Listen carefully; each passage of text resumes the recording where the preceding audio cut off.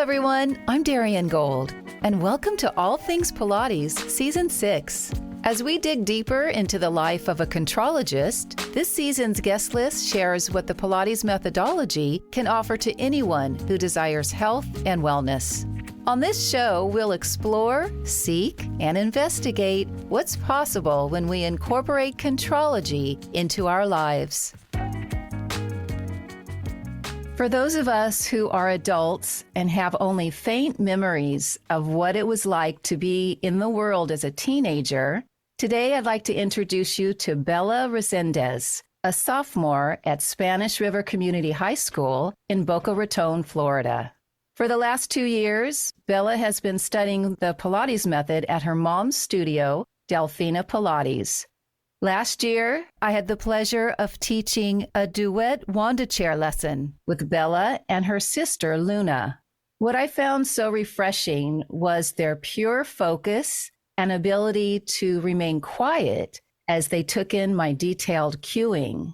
I asked Bela if she'd share with us why, in the life of a busy teenager, she makes time for her Pilates practice. Hello, Bela. Welcome to All Things Pilates. Hi, Darian. Nice to be here. Thank you for being here. Bela, what prompted you to begin a Pilates program? Well, I had been studying ballet for around 8 years since I was 5 years old, and my mom got her certification to become a teacher. So I had always, been around Pilates, and I had been doing mat classes with her since I was really little. And after I stopped doing ballet, it was just such an easy transition because they're so similar to each other. So I started taking class with her regularly 3 times a week. Was she hard on you? Yeah, she was. She really taught me well and went over all my mistakes, which is nice to having Pilates teacher mom. Did you notice the fact that you had ballet training in your body? Did it feel similar, or you just understood how to already find the exercises in your body? Or do you think that there were differences? I mean, there are definitely similarities. There's a lot of connections between ballet and Pilates, which is what made the transition so easy. But there are differences too.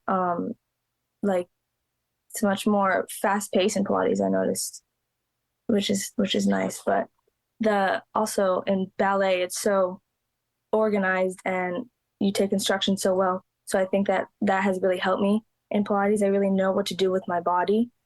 So I can take cues well because I know how to move that way. Speaking of your high school, is there a fitness program or athletic program? There's a lot of different sports in my high school, but there's no Pilates. There's, weight training and track, but nothing like Pilates. Or yoga or Tai Chi, nothing mind-body? Nothing mind-body. Don't you think that needs to change? Yeah, I think it would really benefit high schoolers and, just make going through life so much easier because I know people have a lot of pain from being hunched over and sitting and carrying really, really heavy backpacks around all day. How heavy are those backpacks, actually? I don't know. I mean, I carry like 2 really thick binders and a laptop and books with me. But so that's a lot. It gets a lot to carry. And do you find yourself hunching over? Oh, yeah, all the time. I'm writing essays and I'm on my computer all day. And I find that when I'm hunched over, I try to fix my posture, but it's subconscious.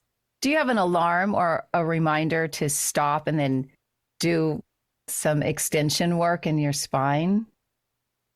I really should because I'm hunched over all day, but I just try to, periodically I just remember, so I try to fix it. I think that whole idea of carrying so much weight in the back has to be reevaluated as to what would be the most important materials for students to bring with them. What could they leave in their locker? Mm-hmm. And the thing is, at my school, you have to pay for the lockers. You have to pay for your lockers?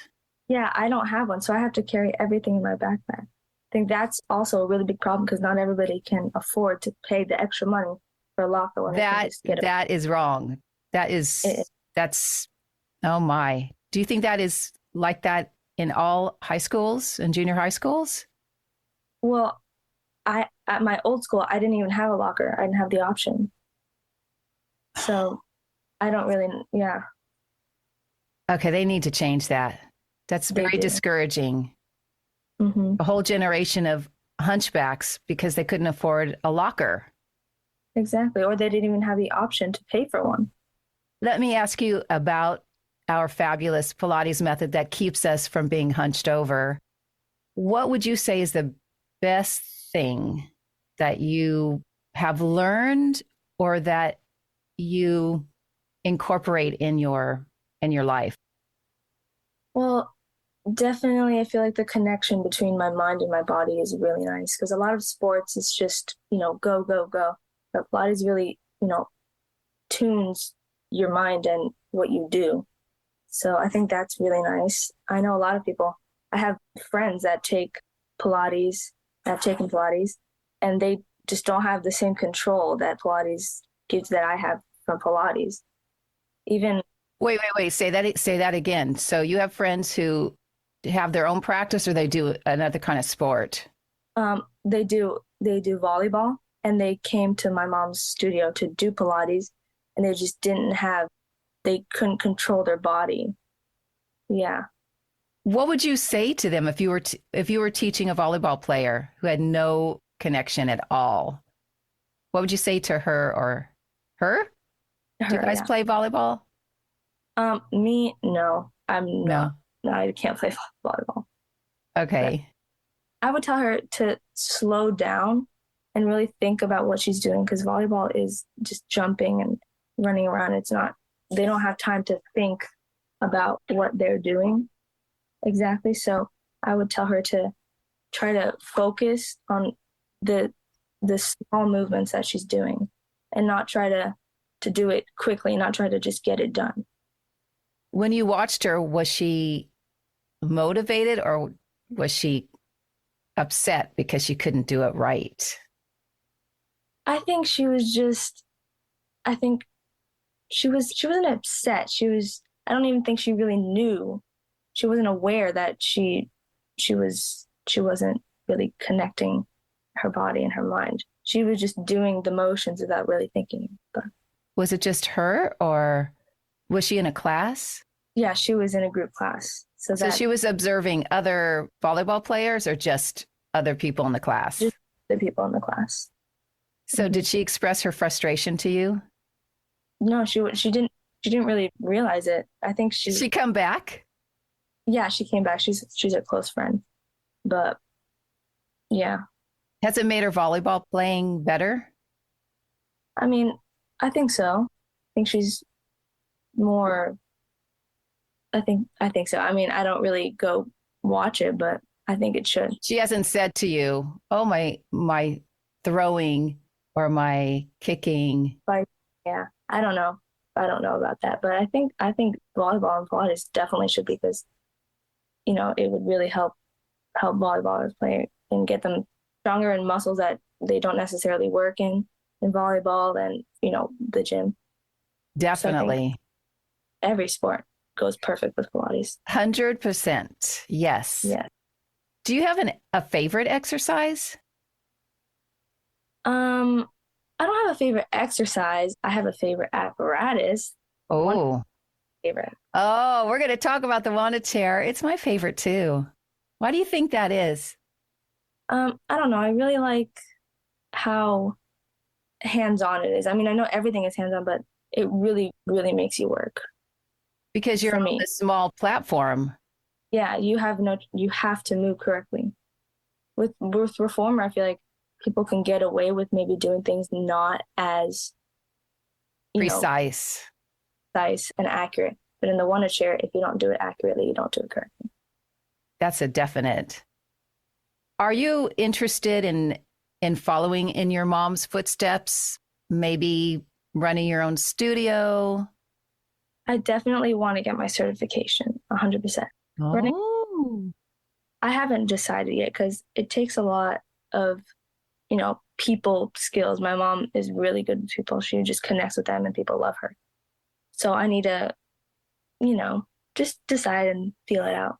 Do you see yourself teaching other teenagers? I think I definitely want to practice on them. And I think that bringing teenagers to Pilates would be so beneficial for their body. So I definitely want to try that. Would you teach them mat and apparatus? I think mat is a great way to start, but apparatus is even better. So both, definitely. So you have girlfriends that you work out with? Yeah, I do. Are you the best one? Doing it the longest. Do you find yourself giving corrections even though you're pals? I mean, in class, I go next to them and I just tell them little things that maybe if the teacher is working on someone else and I notice they're doing something wrong, oh, do this, do this. Okay, so that's the natural teacher in you. Yeah, definitely. We were talking about what it's like to carry these really heavy backpacks and how just naturally hunched over because of how gravity and the weight in the back is how your body is responding. Mm-hmm. If you were to come up with, let's say, 2 or 3 exercises that could help your fellow classmates, can you imagine what those exercises might be? Maybe even in their chair. Could you think about something you could give your class? Let's just say everyone heard about Pilates. They know you're doing Pilates. You've been doing it for a long time. And everyone comes up to you and says, oh, my back hurts so much. Do you have a stretch you can give me? I mean, definitely just first sitting up and opening their chest. That already helps immensely for me. And in their chair, I would just say trying to maybe get some. Well, what does that mean? If somebody is clueless about their body and you say, open your chest, they may not even know what that means. That's true. That's true. I would say just sit up really straight and try to open your shoulders out, make them, in a straight line. Put all your chest in a straight line. Just open. Open is the best, I think. It's so because we danced. So open is just in our vocabulary. But for people who just are not in their body the same way, do you think you might use imagery to help? Maybe you could say something like, imagine someone's behind you and they have their hands on your shoulders and they pull those shoulders back. That might give somebody an idea of what that might feel like. Maybe you could use some imagery. Yeah, definitely. We use imagery a lot. So I think having a mental image of what it should feel and look like would be the most helpful, especially for people that don't know what to do. I mean, I know the vocabulary in ballet, it's just ingrained in my mind. So not everybody understands what that means.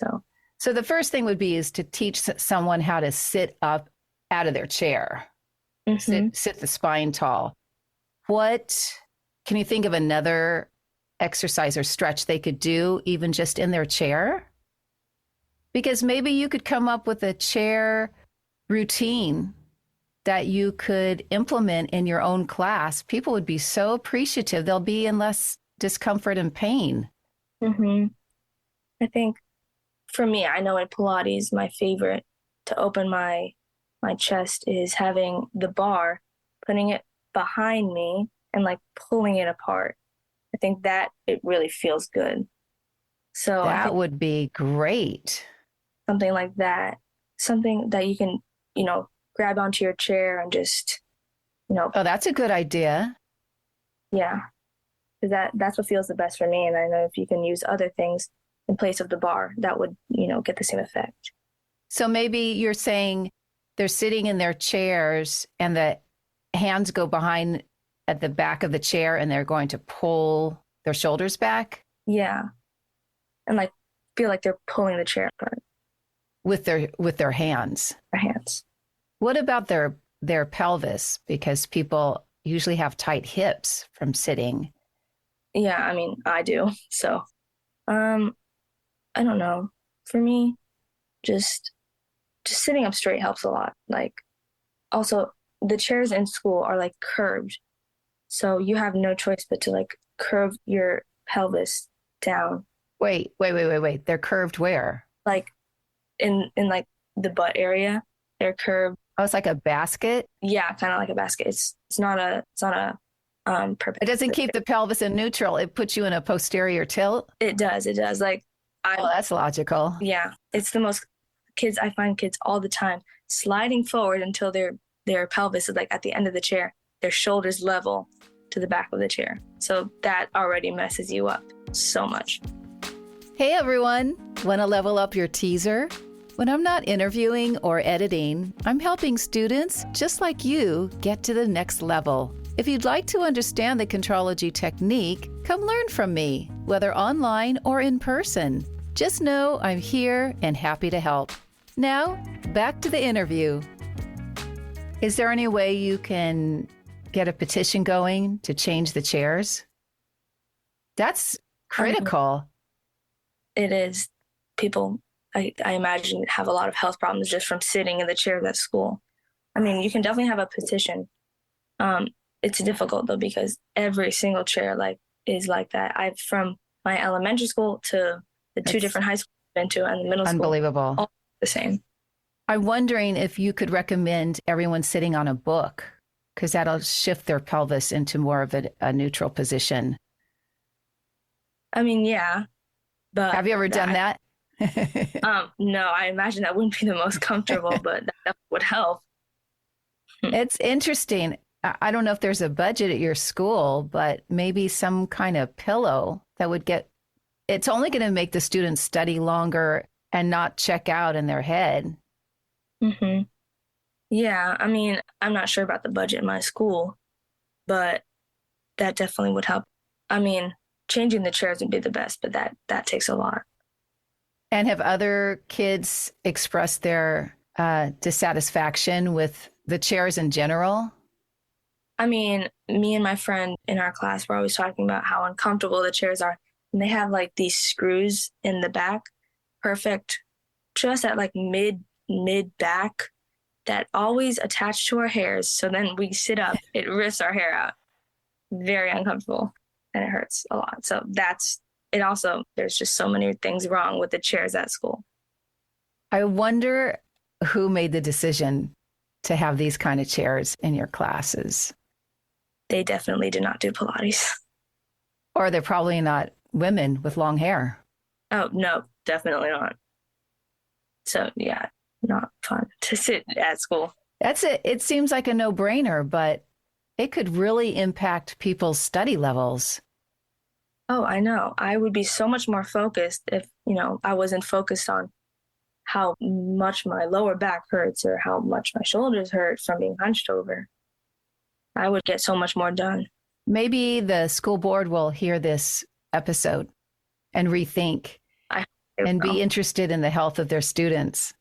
I think they should. Last October, I came to your mom's studio, Delfina Pilates, and I taught you and Luna, your sister, a Wunda chair class. Can you share because especially I didn't know that Wunda chair was your favorite. Mm-hmm. Can you share what that experience was like? And was there anything that I had you do or a cue that I said that made you rethink or an aha moment? Or did your body feel different after the class? Well, right away I noticed when you made us walk across the floor, you already noticed, the problems I have in my hips and my joints from ballet. So after that class, I feel like your class was the one that made me realize, how messed up I am, how many problems I have. And it really has made me do Pilates differently. Like I'm noticing, how unstable my pelvis is. So I'm always trying to, stabilize myself and just keep myself, square and trying to not to move around that much. So after that, I've been doing Pilates differently. Oh, I Definitely has. didn't know that. Oh yeah, my mindset is completely different now. Can you say more about your mindset, maybe before and after? Well, before I wasn't really focused on the specifics. I was doing the motions without realizing what I was doing wrong. I haven't done a private yet, which I should. So it's difficult to, focus on every single person in the class. Um, but with you really focused on my hips and how unstable they are. And after that, But you didn't know that? You didn't know that? I mean, I knew I had hip problems because, I feel them, but I didn't realize how it was affecting how I did Pilates. Oh, Mm-hmm. we did similar exercises then that you're familiar with, but it felt different because we focused Yeah. on leveling your pelvis. Mm-hmm. So since then, I've been doing lighter springs, just focusing on, what I'm doing and not just the exercise.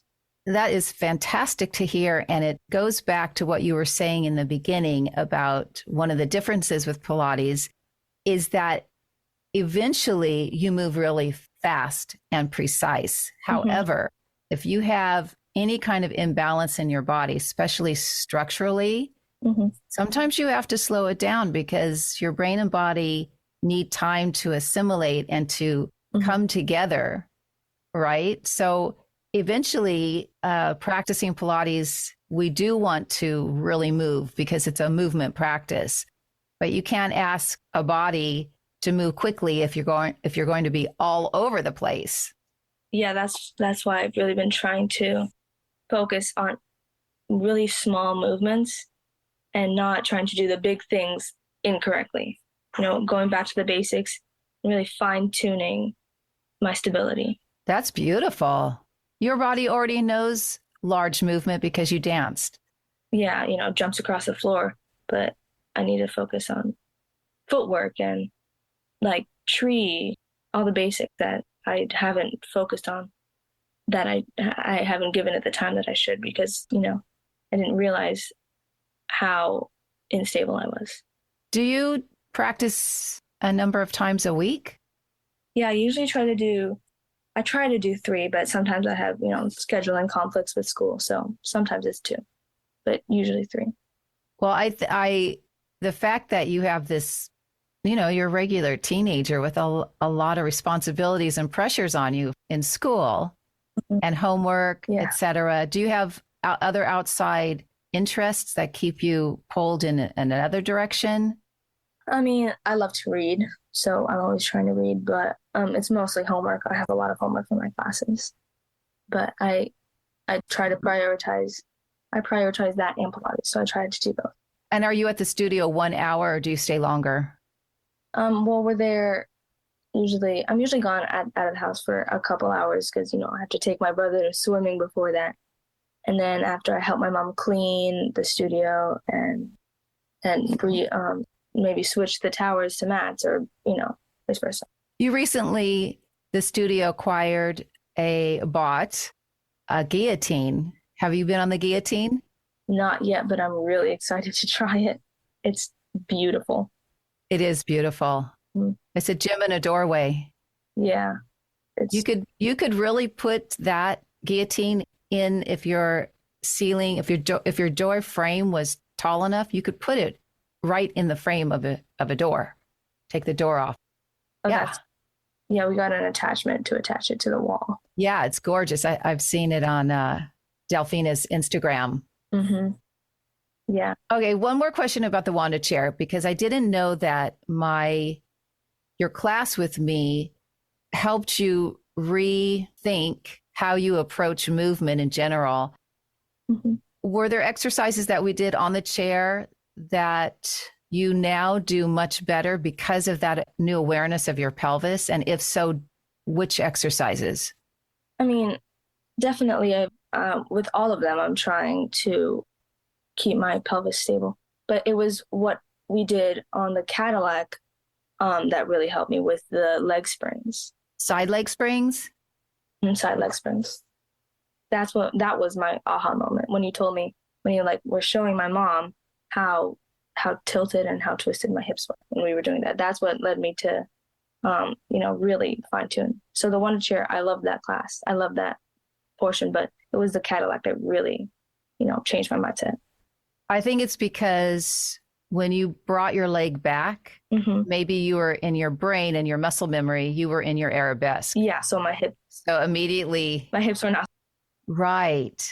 So for a ballet dancer who lives in a external rotation all the time, you can use the Pilates method and emphasize the parallel position so that the hips and the back get a chance to have a new kind of muscle patterning that will help balance out the pelvis. Definitely. I think ballerinas, it would really be so bad in their dance to do Pilates. They just balance each other out so nicely. Agreed. I really wish I could have done ballet and Pilates at the same time, but I had ballet. I did it 3 times a week, 2 hours a class. So I did a lot. And then I had homework, so I really didn't have time, but that would have been amazing. Were you on point? Yeah, I did point for 2 or 3 years. So, yeah. Were any of your teachers technicians, so they really talked about your placement? I mean, they all did, but none of them really focused on it in length. But they were amazing teachers. But I feel like they didn't exactly focus on like placement as much as they probably should have. Could you ever imagine taking your Pilates education back into your ballet school? I mean, I think I would be so much better at ballet now, but I don't plan on going back. Even just as a teacher to help the younger students? I think, oh yeah, definitely. If I were to ever open a studio or even just become a teacher, I would really try to bring ballerinas to the studio. I think it would help them so much, not just in ballet, but, in their everyday life. Do you have anything to say other than to ballerinas, the regular teenager who hasn't experienced this amazing method? Do you have any advice or encouraging words to get them into the studio? I think just to try it out. I mean, I know even with boys, maybe it's more girly, but I know it's definitely not. It was made by a man. I think just to go and do it, it would really help them so much. I know they would definitely feel the difference in their lives. Okay, so hopefully with your continuing understanding and practice of the work, you don't practice at home, right? You don't have time. Yeah, no. No time. No. I do see in my crystal ball a great opportunity for you to approach, I don't know if it's the school board or just your teacher, your main teacher, the possibility of offering something super basic like a 3-minute timeout every hour, every couple of hours. And you just give a couple of stretches at the chair and maybe one thing where people stand up so they rest their hips. That would be so amazing. I think that would make such a difference. Just a couple minutes every period would just be so much better and make life so much easier. I know for me. Maybe you could call it Bella's Stretches. That would be fun. And if you have a friend who does graphic design, you could already come up with a logo. Yeah. Or I can do it myself. Yes, you could do it yourself so that when you approach your teacher, you already have it all lined up. How could they not say yes? I don't know. And it would help them too, because I know they're hunched over at their desk all day too. Absolutely. So that would help. Definitely. Yes. Well, I wish you continued success in your schooling, for sure in Pilates, and I hope to see you maybe at the end of this year for a lesson. Thank you so much for having me. I hope to see you too. Another lesson with you. Yes. Wanda chair and Cadillac. Part 2. Part 2. That's it, girl. Thank you, Bella. Thank you for having me. Nice to talk to you, Darren. All Things Pilates is produced, written, edited, and hosted by me, Darian Gold. Mastered audio mix Fabian Romero. Original music, aka Johnny. And we'd love for you to leave us a review on Apple Podcast or Spotify. That way you let all of us know what you like about all things Pilates. Also, if you're interested in helping to support this podcast, become a subscriber. It helps to cover all the back-end costs that accrue when producing a show. To learn more about how you can be part of our growing community, check out our show notes. Youth is not a time of life, it is a state of mind. You are as old as your doubt, your fear, your despair. The way to keep young is to keep your faith young, keep your self-confidence young, keep your hope young. Luella F. Fian.